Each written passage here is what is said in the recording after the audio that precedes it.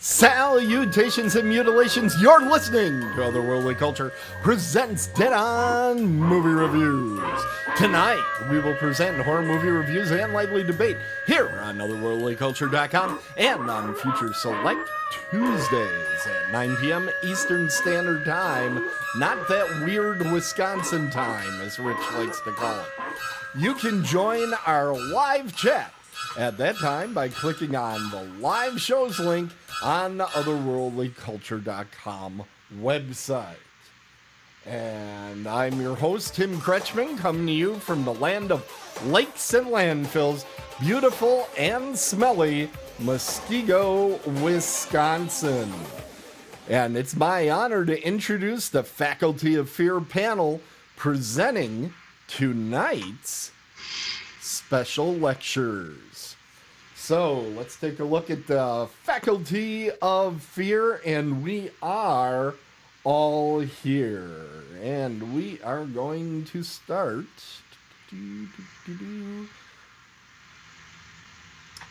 We are going to start with.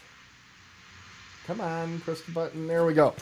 We are going to start hailing from the Motor City of Detroit. Michael Cieslak is a lifetime reader and writer of horror, mystery, and speculative fiction. He has served as an officer of the Great Lakes Association of Horror Writers and is the editor of the Eerie Tales anthologies. Michael is the editor-in-chief of Dragon's Roost Press, and his works have appeared in a number of collections, including DOA, what is happening there? Okay. DOA, Extreme Horror, Dead Science, Vicious Verses, and Reanimated Rhymes, and the collaborative steampunk novel, Army of Brass. Check him out at thedragonsroost.net. He's Michael Cieslak. Hello, Michael. Hello, hello. How are you today? Fantastic. Thank you so much for asking. It's more than Mike Exler ever does. He just hurts my feelings every week. Usually. Yeah. Let's see. Next in the Faculty of Fear, the meat is on the way, ladies and gentlemen. He's America's little sweetheart, the killer clown of getting down, the speedy freak that loves to speak and streak. He's smoking a stogie and eating a hoagie. He's stalking the small in the wild and pulling down the burlesque with a quest. He is the only, the lonely Rich Del Soto. Hello. How are you, Tim? Doing great. How are you? How's everything Good. shaping up for Horror Realm, buddy? Horror Realm's coming along great.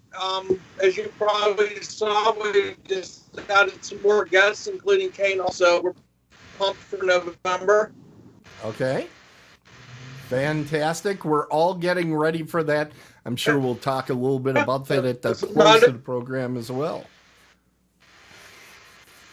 Fantastic. Okay, so let's see. And last but not least, gotta hit my button. There we go.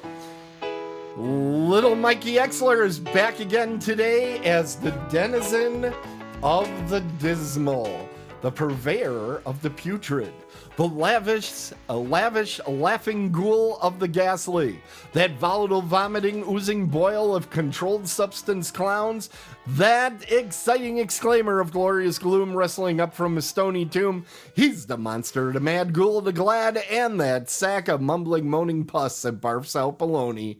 He's our very own panel-purveying provocateur, Coach Michael Exler. Hey, Mike, how you doing? I'm doing good, Tim. And I always ask how you're doing, Dick. So yeah, I know. But it sounds better that way. Stay in character, goddammit. I didn't expect to have to tell you these things. Fantastic. Well, we have a great show. I'm really excited about today's show because we're going to be talking about a number of movies that have been kind of I've been wanting to hear more about and decide if it's something I want to do. Also, quickly want to say hello to our chat room. We have Ben is out there holding court in the chat room, so everybody say hi to Ben. And hey, Ben. we are going to get things rolling here. And let's start with Rich. Rich, what are you going to talk about here? Your movie is actually at the movie house right now. That is correct.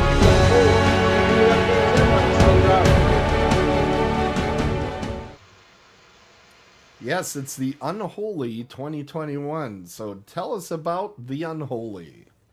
All right, so this movie stars Jeffrey Dean Morgan, who most would be familiar with as Negan from The Walking Dead.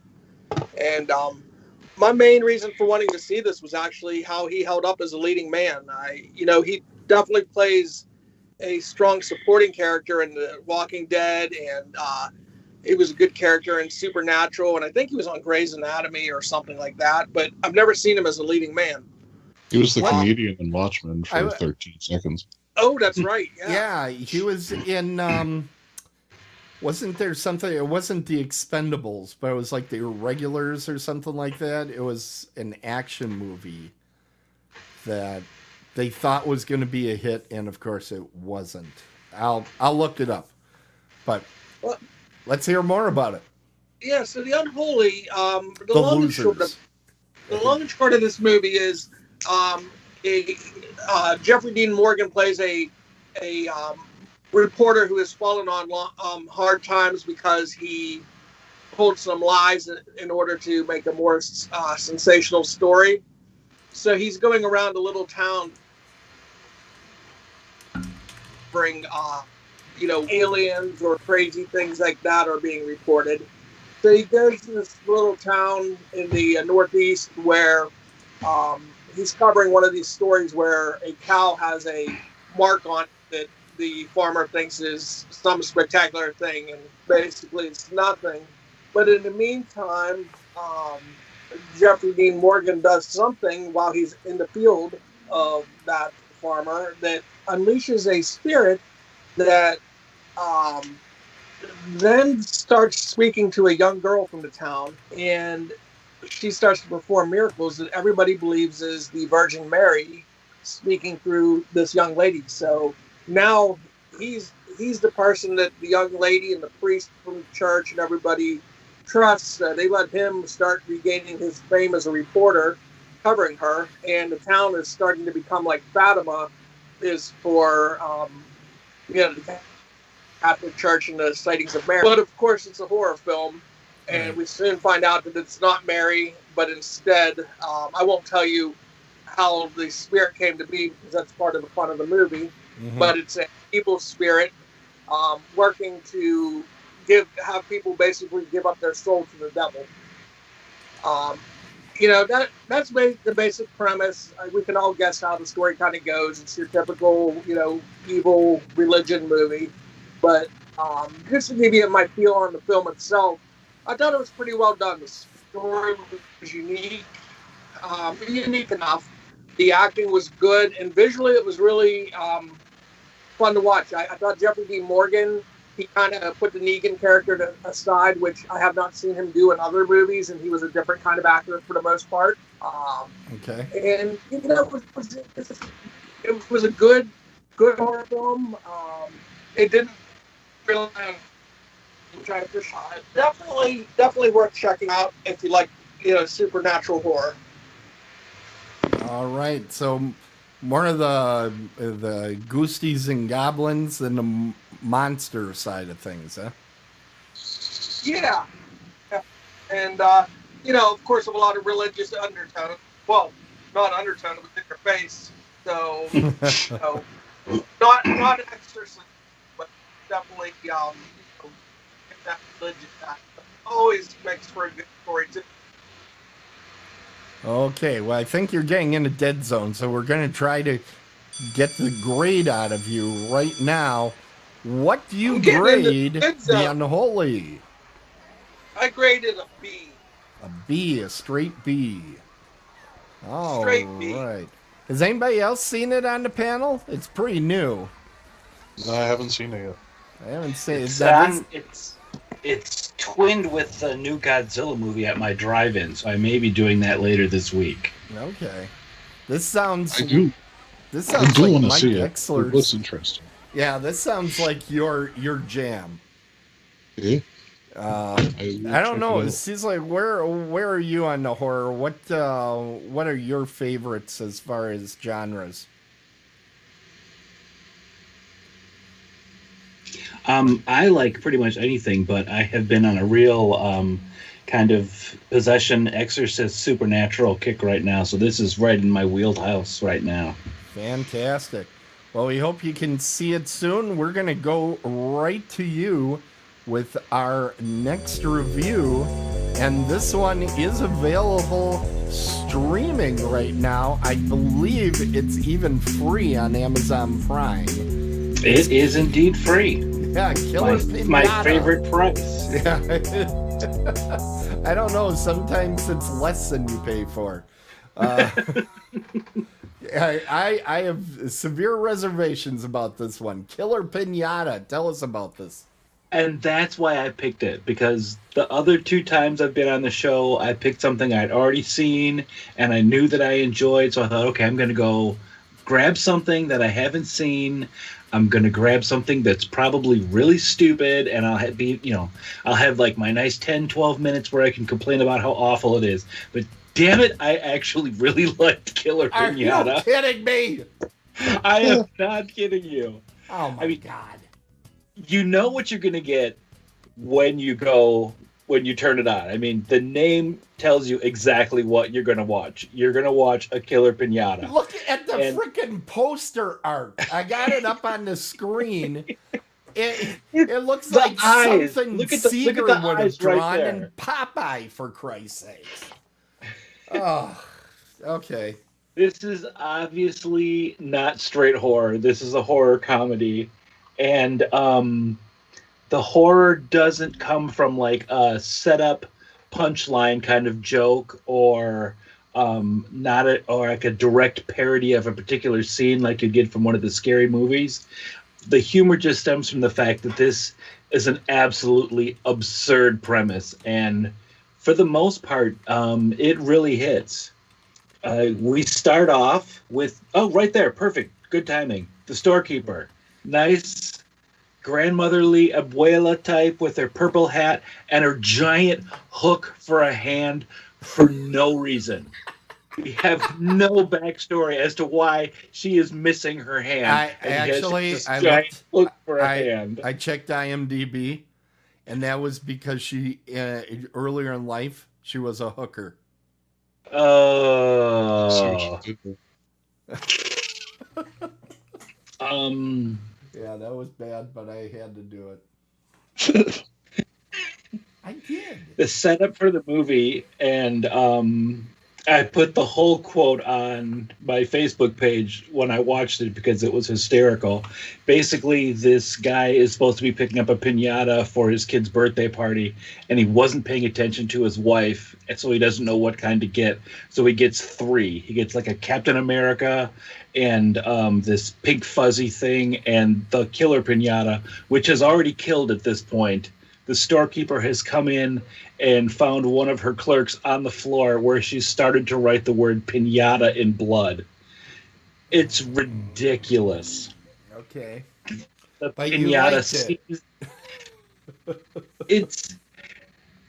There is some really brilliant cinematography, and there is some really amazing pairing with music.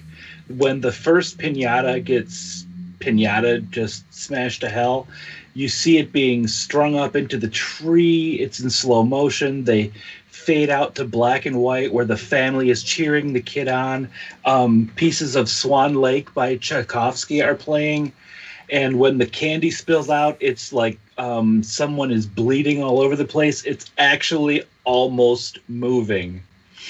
And then speaking of moving, the piñata moves and he starts killing people. And one point he possesses somebody and is controlling him.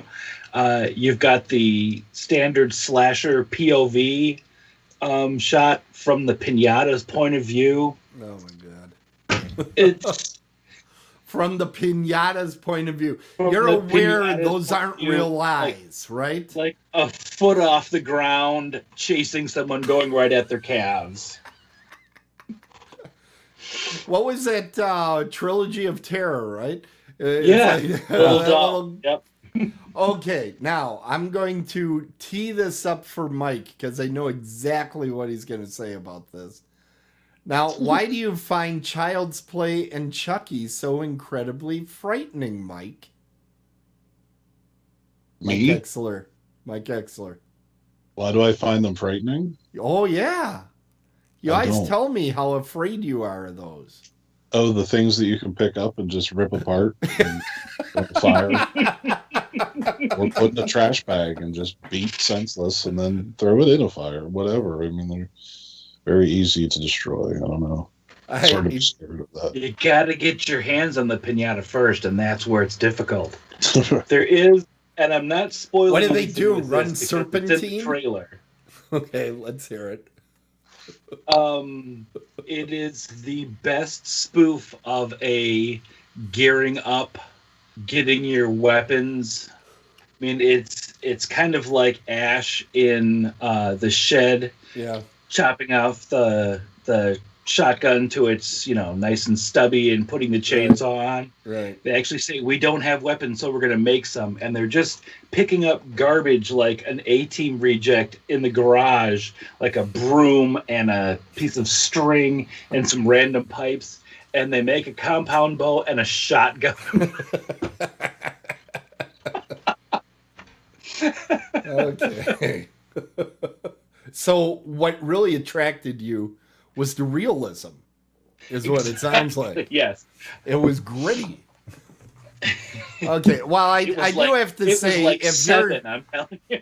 if you're gonna hit play on a movie that's called Killer Pinata, you should know what you're getting yourself into. Exactly. I will say that I don't like it. I don't like it when they make these silly movies and they give it a name where you don't know right off the bat that this is just going to be absolute bullshit, So, wow. Okay. Well, are you ready to grade it, or you still have things to say on it? I was going to say the acting was a lot better than I expected. I mean, I was expecting some nice Z-grade acting, and well, look at the for the shot. most part, they had their chops. Look at the shot that we just had up on the screen was definitely behind the scenes. I do not see those very often when I do the IMDb searches and that. And I'm like, I think they wanted to prove that they used a camera, because some of these look more like cave drawings than actual. Sure, this looks like a let's say a low budget type of affair. But then there's some shots like this one with the hook where I'm like, well, it's actually pretty high res, and it looks like they took the time to blur out the background so they didn't have deep focus, and like, well, maybe they worked on some things. I mean, it does not have that shot on video feel of something else that I watched earlier in the week that, by the time I was done, I was starting to get that headache behind my eye. Yeah. Well, I always ask on these movies, was it well lit? Because a lot of times you see these movies and you know exactly what I'm talking about. These movies where it's like, did they even bother grabbing a flashlight out of the drawer to light this damn thing? You can't see anything, and that's just to hide how freaking awful everything is. So is it well lit? It is extremely well lit. I mean, you don't have, and part of that just might be that they're not compensating for a bad dummy. They're not trying to Bruce the Shark this by saying, it looks so bad that we need to hide it as much as possible. It's a nice, brightly lit pinata, and they show it off all the time. Okay, do not pick on Bruce ever again. And hey, any questions from you guys, Rich and Mike? Anything on the pinata? No, it's funny. I mean, it sounds like it's going to be a terrible movie, but I remember a long time ago, maybe not a long time ago, but we did a indie film fest, and there was one. It was about a killer shopping cart. It was like 15 minutes long. It was just a short, I remember and you talking about that. and it just the cover just was like a mean looking shopping cart, and I'm like, oh man, this is going to be like trauma level type stuff. But it was actually really good and entertaining. So maybe don't judge a book by its cover when looking at titles and such. Well, and Lord knows they don't spend much time on covers anymore. Everything is just a Photoshop thing. It was surprising to see something drawn for this cover. You just don't see drawn artistic posters anymore. And I just recently reviewed The Mist and rewatched The Mist the other day. And if you remember, Thomas Jane's character was a poster artist. And I'm like, yeah, all those guys are out on the street. It's a bunch of kids with Photoshop these days, and it's like, okay, let's get all the faces on the poster. There we go. We're ready to go. But okay, let's grade this bad boy. What are you gonna grade Killer Pinata? I'm gonna say this is a solid B. Holy cow! So we have 2 movies so far, and we are B for both of them. We have go 2 ahead. B's. So the question is for Mike: is it 2B or not another B? Okay, Paraphrase him right there. That was almost as bad as my hooker joke. That was awful. As it was coming out of my mouth, I was like, "Wow, this is really bad. You should be ashamed of yourself." I'll get my coat. Our mod Ben wanted to see if he could ban my hooker joke that I made earlier today in the chat room, and I'm afraid you don't have that type of power, Ben. Sorry about that.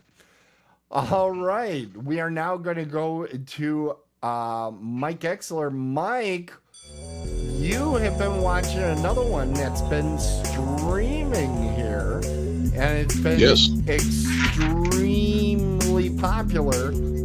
Tell us about The Empty Man. Yes, The Empty Man. It's based on a 2014 graphic novel of the same name. I remember when this comic came out. It was great. It's by one of my favorite authors. His name is Colin Bunn. For people that don't know, he writes a lot of horror. He has written for Marvel and DC, but his niche is pretty much horror. And this one is from Boom Studios. Boom Tim Studios? Nice. Boom. Very nice. I don't know them. What else have they done? I don't expect you to know, but they've been making a bunch of movies. I've not seen that one before. Yeah, they keep the rights, and they made this one with Fox, 21 Century Fox or whatever. They did the distribution. Okay. Yeah, so they keep it as close to the source material as possible, and we'll get into that in a minute or two. But I want you to remember something, Tim, and I want you to repeat it to me when I ask you throughout the film. Are you ready? Hold on. Yes, I'm writing it down. Are you ready? I'm ready. Thought plus concentration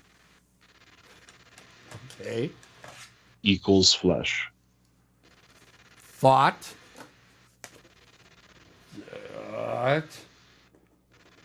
plus concentration equals what? Flesh. Yes. Okay, I got it written down. This means nothing to me. Okay, you have to. Don't just write it down. I want you to remember it. I'm trying to remember it. I'm trying to remember. All right. But a butterfly just flew by outside, so I'm distracted. I know. It's very hard to keep you honed in. Okay, so fart plus concentration equals flesh. Got it. Thought. That's what I said. Yes. Okay. All right. So there's two series of The Empty Man. This film, I was curious what they were going to do with this, if they were going to cover the first and second, or if they were just going to cover the first. And it turns out they just covered the first. So there's a supreme possibility of a sequel, and that would be pretty amazing if that happened. But we'll get to that in a minute as well. So it's really kind of hard to talk about what The Empty Man is. Um, the best way I can describe this is there's a psychological horror film. This is a philosophical horror film. If Philosophical. Okay. Because pot plus constipation equals flight. Correct. Okay. Thank you. So the main concept is an ex-cop whose family passes away. This is not spoiler. It's in the synopsis. His family dies, not the best death, and he wasn't there, and he lives with that guilt, and he's not a cop anymore. So he's a private detective, and he's looking for a girl that has gone missing. And that sets off a chain of events that leads him smack dab in the middle of The Empty Man. And he finds himself surrounded sort of by a cult that builds up fairly quickly around what they call the Empty Man. So we move to the film. It's a 2020 film. It's directed and written for the screen by David Pryor. It's his first feature film. It's 2 hours and 17 minutes long. And yes, that's a lengthy film for anything. Well, and you've heard me say it before, horror is hard to sustain, particularly at the 2 hour mark. It's hard to sustain. It is, and I went in thinking that this might be a tad bit too long. I knew it needed to be long just because of the source material, but I thought maybe this was reaching. It was over before it started. Like I didn't want it to be over. Really? Okay. Wow. Yeah. It's funny. We spoke a little bit earlier about keeping true to the source material. I think I've mentioned on this show, most likely, I've always wondered why when they make a comic film, they have the storyboards right there. Why don't they use them? You have purchased the rights to this story. There's a fan base for that story that someone's literally drew for you on a piece of paper. Someone decided to use that philosophy here. And as far as, if you like the film or not, that's subjective. But as far as making it like the comic, it's 100% like the comic. It down to the lighting. The lighting makes me feel like the comic's almost like in motion. It's crazy. You have to. I really suggest reading this comic. It's in a trade. It'll take you an hour to read, maybe, and it's just. Wait a minute. Wait. Hold the phone. Reading it will take an hour. Watching one half of it is going to take you 2 hours, 17 minutes. Yes. What the fuck? I don't get it. What am I missing? Because you can tell this is I don't want to call it a think piece, but it's not a popcorn film. Yeah, that I gathered. So in writing, you can explain a lot in writing pretty quickly, especially in a graphic novel. You need to. Right. You don't have that much time. Right. The film really allows to elaborate on what the comic was doing. Okay. And that's where the length comes in.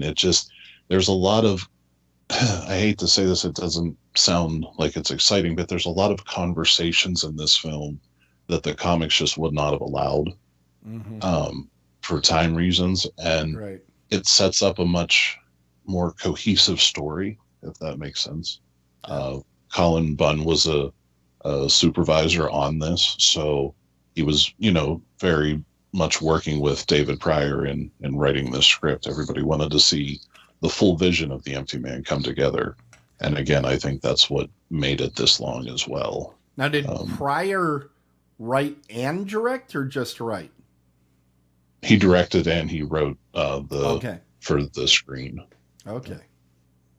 Yeah, and again, this was his first feature film. He had done nothing but shorts before, and I guess he impressed somebody. But like I said, it was the 20th Century Fox and Boom Studios. It was the first time that logo was used. I did have that little factoid around. Ooh. Did a little research. Hold on. I did. All right. So the film, going into it, I knew it was going to call for some strong acting.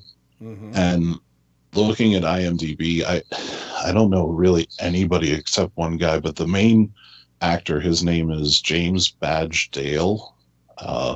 He's been in a ton of things that you would probably know, but I don't think he's had main acting gigs, main roles. Maybe he played Morris the Explainer. Yeah. There's always a lot of actors that get those Morris the Explainer parts. The other guy is Stephen Root. He is from Office Space. And Office Dodgeball. Space, not Spin City, Talk Radio. What was the name of that show? News Radio. He was also in Justified. He was very good in that. Yeah, he was in. What's the new show he did with Hader? It was on right after Game of Thrones. What was the name of that show? It's a Game of Bones. Or is that it was really freaking good. I gotta look it up. Barry, that's what it was. You never watched Barry? No, I've never even heard of it. Oh, Stephen Root is fantastic in it. It's only 2 seasons, 16 episodes, and it literally has one of the funniest and most action-packed episodes I've ever seen on television. It was so good. It was near the end of the series, but it's insane. The basic conceit is what would happen if a professional hitman decided he would follow his heart and try to become an actor. Oh. That's the basic conceit, and it's funny. It's got a lot of action. Henry Winkler is the acting coach and steals every single scene he shows up in. It's his best work since The Waterboy. It's just fantastic. But I like Stephen Root because he can do comedy, and he is awful good at drama as well. People forget he was in Dodgeball. He was great in Dodgeball. Yeah, he was great in Dodgeball. Yeah, so yeah, I really liked Stephen Root. When I saw his picture come up when I was doing this, I became instantly more interested in this film.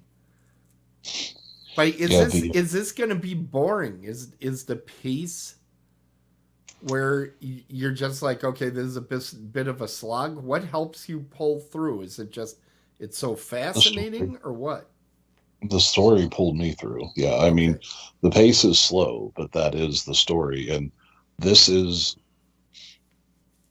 I'll say it's a setup film for the second one, because the second one is when everything really, the shit hits the fan in the second one. Goes cattywampus, and you're hoping that they make a second one.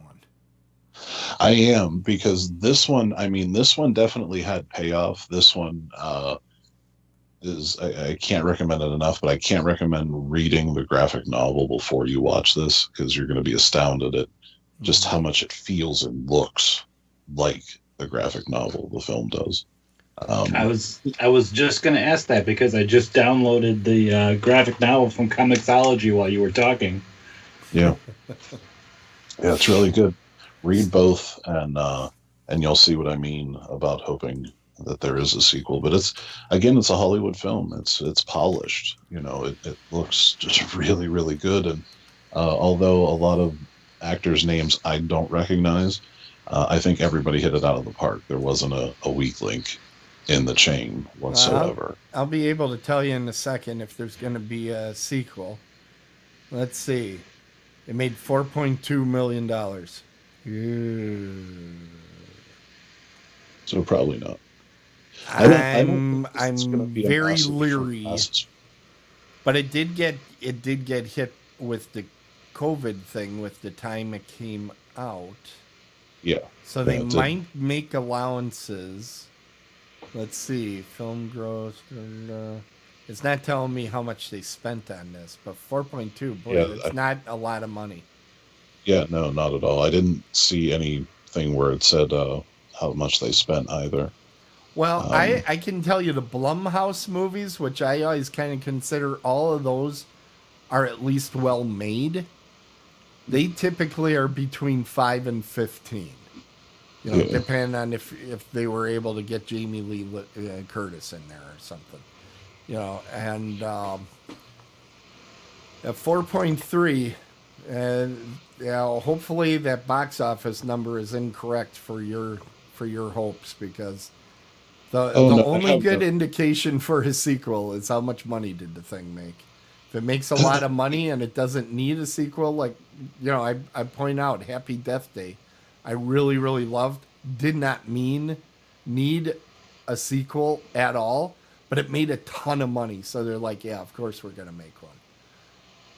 Yeah, going on with that, this is I don't think this is going to be for the masses Yeah. whatsoever. Um, this is like I said, it's just not your popcorn horror flick, and again, it's Tim, it ain't a happy story at all. So do not expect white picket fences at the end of this story. I'm out. Um, I want to watch it. I mean, but again, the parts of the film are genuinely creepy and definitely make you feel uncomfortable. And the ending is really, really well done. A lot of films, in my opinion, I think the ending breaks the film Right. and kind of ruins the experience. But they went with the book ending, and I'm very excited that they did that, and they did it well.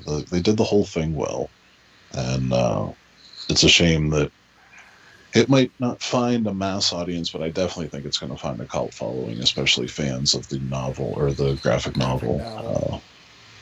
So it's very akin to like In the Mouth of Madness, Hellraiser to a degree. Hmm. Just more of that. I don't know, like philosophical. Just I don't know Right. Right. Just that. trying to get to the nature of things. Yeah, and I definitely want to mention that it's not pretentious. Okay. It's not like that fucking movie with Willem Dafoe that we watch. You know what I mean? There's those Yes, I know pretentious. which movie you're talking about, and we do not speak its name. Yeah, a lot of the A24 just I'm Yeah. pretentious and I'm trying to be smarter than you. That's not what this is. It's Hmm. just a thinker. You know what I mean? It's just you got to put a little thought into it. It's not something that you just want to watch lightly if you want to mess on your phone. It's something that you got to pay I attention to. I thought, I'll have to check on Amazon later, but I'm pretty sure this is only like 99 cents to rent right now too. It, it's not expensive. Yeah, I rented it off of my cable box. It was $5.99, and Okay. I wanted I to support it. You know what I mean? Because I wanted Right. to say at least I did what I could to Yeah. watch it. Yeah. I think this is one that was, because I looked at them, and Rich's was the most expensive because it was at the theater, and I remember Killer Pinatas from Outer Space was free. Uh, That I and can think that could have made this film not that expensive is the acting talent that they got. I mean, these right. aren't people. So, Well, and I it, think that's something we've seen a lot because of our friends over at Blumhouse. Uh, they have typically gone with unknowns, but people that have been able to hold their own on like a television series or secondary type actors, and then they might get an expensive actor to be in there with them, but for less time or something. And I think that is how you can hold your budget and do a good show. Okay, it is $5.99 to rent on Prime Video. Yeah. So maybe it's I will say $9 a buck. the guy from Dodgeball and all that, he's not in it a ton. Yeah, that would have been my guess, that he had a scene or two and set up some things, but he has but they were awesome. I'll say that they were great. Well, you can use a cameo or one of these featured player things, and if you use it right, effectively, it can set up the whole movie. By giving it a little gravity there. It was great because I looked at the poster and I looked at the information. You have to look for him to see that he's in this movie. They don't advertise that he's in this movie other than like in the fine print. Right. So it's not like they were advertising like, hey, we got him. Yeah, but Stephen Root, as much as I love him, it isn't like he has a fan club. He's one of those guys that a lot of people take interest in, and he's, quote, that guy. Oh, that's the guy from. You can't just say we have Stephen Root coming here. You have to say some of his credits. Otherwise, it's hard for you to picture him. This is the guy that had the red stapler. But he is very good. I've seen him play heavies, I've seen him do the comedy stuff. I'm a real big fan. You almost got me interested in this movie. Let's see how you grade it. What are you going to give The Empty Man? I love the graphic novel. If you love that, you're going to love this movie. I've also been known to talk about original films. Mm-hmm. This is an original idea. Show me where this idea is, because I've never heard of it. It's original. It's well done. Everything across the board is what you want in a film, in my opinion. I give it an A. Wow! Yeah. You do not give A's. Wow. Yeah. I really tried to go in objectively because I love the graphic novel, and literally from almost the first scene, it was just like, oh, you got me. You freaked out Ben. He's not used to ever seeing an A come out of you. So you did talk Ben into seeing this. So, again, it's not pretentious, so don't think it's one of those films. That's what I'm worried about with it. I already saw Mother and Hereditary. I don't need to say that crap. So. You know me. Yeah. I don't like those films. Yeah. So, okay. I might give it a shot. I got to think about it though. All right. Range on your list. There's no monsters. Nothing in a suit. I don't know. Okay. That would be in your second movie. Well, let me tell you about a movie that does have a monster, and it's my movie that is streaming on Prime. I think it actually did get in the theaters for an hour and a half during our little let's figure out if we can open theaters again world.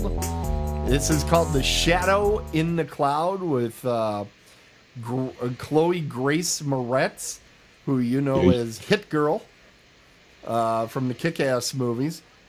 She's grown up. And how do I explain this movie? You remember the Twilight Zone episode with William Shatner, and he looks out the window and he sees the gremlin, right? This is that movie, okay? It's that movie, plus Chloe Grace-Moretz is like a belly gunner in a B-52 bomber in World War II. Okay, and by the belly gunner, I mean that, that little dome that's underneath the bomber, where they have a machine gun and they can rat-a-tat-tat at bad guys when they're coming at them. Well, Have it take to put it on his back. what? Huh? Nothing. What? Anyway, I would say fully the first half of the movie, she is just stuck underneath the plane, talking to the crew through her earphones and headset as they're explaining what's going on. And she sees a gremlin out there, and you kind of see it in these shots that we're cycling through. She sees a gremlin out there on the wing. And she's already, for those that aren't aware, Chloe's a chick. And in the 1940s, there weren't a lot of chicks in the Air Corps in World War II. So it's kind of a convoluted, how did she get on this plane and all this sort of thing. And she has a lot of explaining to do as to why she's on the bomber. So, like, the first 30, 40 minutes, something like that, she is just underneath this plane, basically talking to these guys through the headset that don't really trust her at this point. And she's trying to explain, hey, you got a monster out there on the wing, which of course nobody is going to believe. Because first of all, the person telling them is abroad. And second of all, gremlins don't exist, you know. So it's that type of storyline that goes on. Here's why I really like this movie. It takes its time setting things up while I think in a pretty interesting way. Now, I have seen some people review it and say, God, it's a radio play for the first 40 minutes. I don't know that I would go that far. I do think they kind of push how long they can be in that phase of the story. But once things get going, the tension is crazy. If you have a fear of heights, this will mess with you. If you don't like what I call anytime a part of the human body is mangled, I always go ew. You know, if somebody gets it in the eye or somebody's shoulder gets out of whack or something like that, I always, that's just something that bugs me. This movie's got that going for it. The action sequences, I would say Killer Pinata probably is going to have more believable action sequences in this film. There are some of the set pieces and action that go on is absolutely batshit crazy. I mean, completely nutsoid. But that's what I liked about it. It was very much the 80s over-the-top action type of stuff going on with the modern CG improvements made to it. And that's probably my biggest gripe with the movie. They had to make the damn gremlin into a CG character. And I'm like, I would have preferred Kermit the Frog out there. I would have preferred a puppet of some kind. Because the CG monster, if it makes any sense, kind of looks a little too polished, and it looks too animated, frankly. You know, it looks like an animated thing. And the rest of this movie, the motif is a little bit grungy, but it's kind of weird because whenever I say gritty or grungy, I always think of the two Texas Chainsaw Massacre movies. You know, the original is about as gritty as it gets, and the remake by that Michael Bay, I don't know if he directed it, but the Michael Bay version was about as polished and pretty as it gets. This movie is very polished and pretty, yet shows a very industrial environment for this bomber. You know, and you can see some of the pictures inside the bomber. It isn't like everything is undercut. They show all the machinery. They don't, you know, streamline it to make it slicker. They show there's a lot of little buttons and things to push and all of that. So it does a nice job kind of creating its own world. The action is really kick-ass once it gets going. Yes, absolutely insane. I am not going to say any of this is realistic in any way, shape, or form. The main storyline point is ridiculous, but there's a reason for it. And a lot of people are going to compare this movie to one of the greatest horror movies. I'm not going to tell you because it'll give it away. And it's not going to hang with that movie very well. But that's definitely what they were going for. With a very strong female lead character surrounded by army guys. And I think you guys probably, with your background in horror, probably already figured out which movie. So I liked the movie a lot. I wish the gremlin would not have been CGI. Outside of that, I really enjoyed it. Had a lot of fun with it. I think a lot of people are trying to see political stuff in it, and I'm not sure. Maybe the people that made it put a bunch of that sort of crap in there. But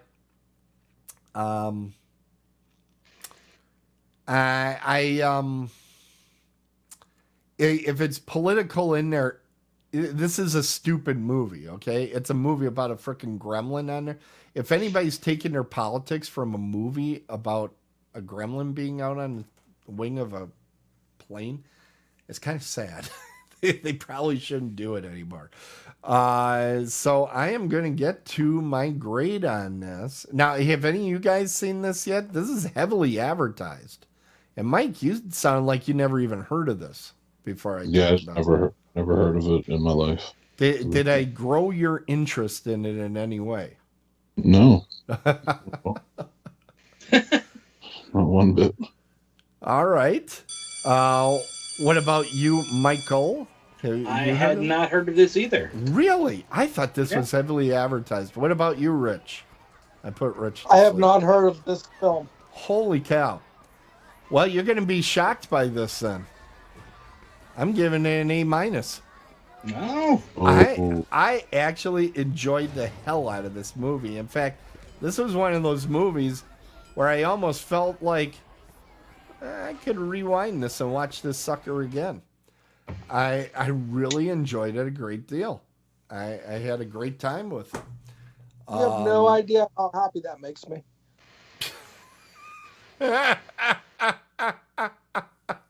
Okay, thanks, Rich. Okay, well, we are in that final 5 minutes of the show or so. It's time to talk about what's going on on our website. Let's see what we got here. TheWorldlyCulture.com. Let's see. Okay, we have a review from the Crypt with The Reckoning. We have a Dead on the Bases I just put out. By the way, this week on Dead on the Bases, we're going to be reviewing Westworld as the horror movie, including discussing is it a horror movie. And we're talking about the movie Tin Cup as the sports movie. So that's coming on Thursday. Fried Berry, I never even heard of. Another Shudder exclusive that we have a review of. And talking about the amusement park. Now, is that released yet, Mike? You would know. No. Not yet? When is that released? Because I'm sure you're going to want to review it. Hopefully never. Hopefully never? It's going to be terrible. Tell me the last time you... What? It would be June. But tell us why it's going to be terrible. Is it coming to Shudder? Is that what's happening? I think so, yeah. Well, yeah, because Adam wrote the article, so yeah, it's coming to Shudder.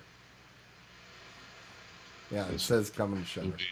Tell me the last time they ever put out something from someone that died, artist, movie, whatever. There was anything good that they called lost. It's lost for a reason. Stupid dope. This movie would be going to the theaters if it was some lost gem from Romero. Yes. Yeah, probably. All right, and while we're on the web, let's tell everybody about thedragonsroost.net. That's where you can find Michael's work.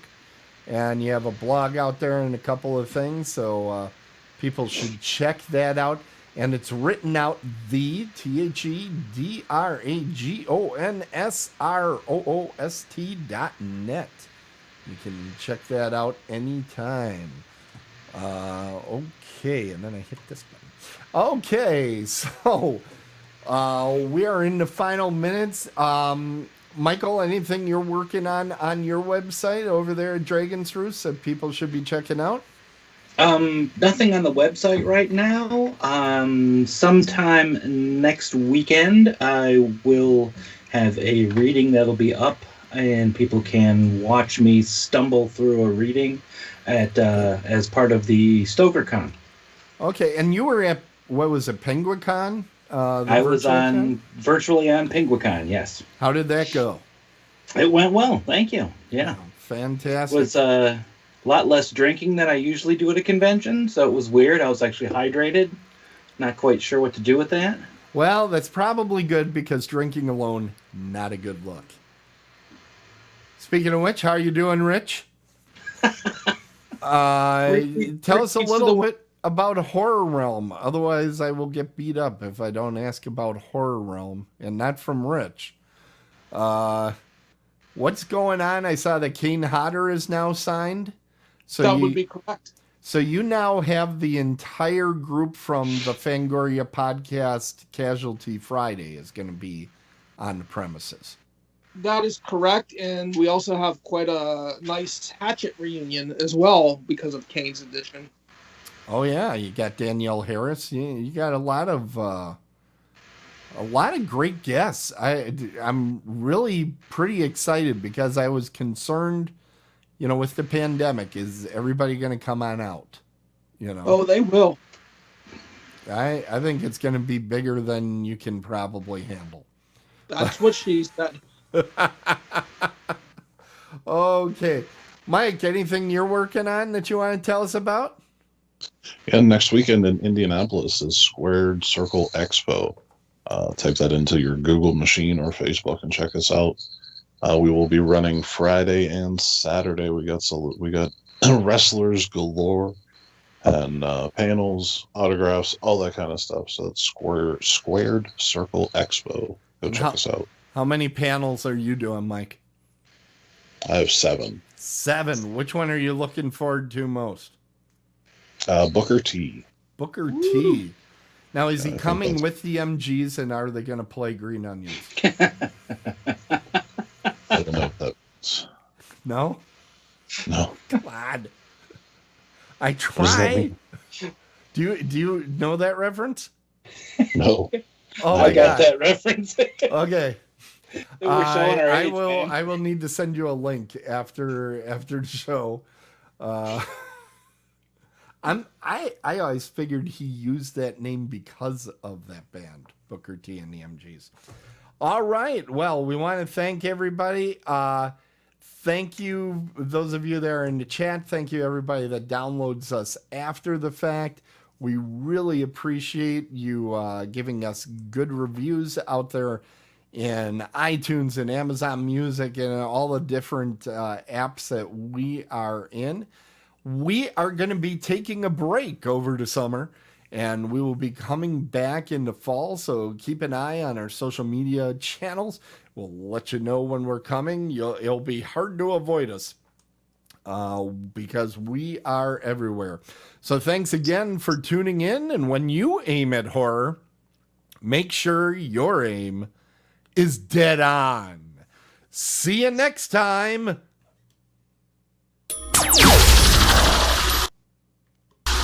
Otherworldlyculture.com Maybe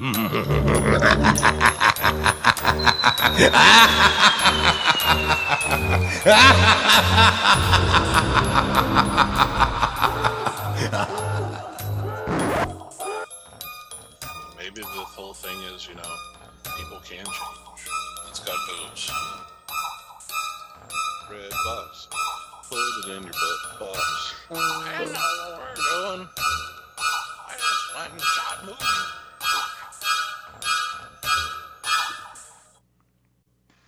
Thanks, everybody. Have a good night.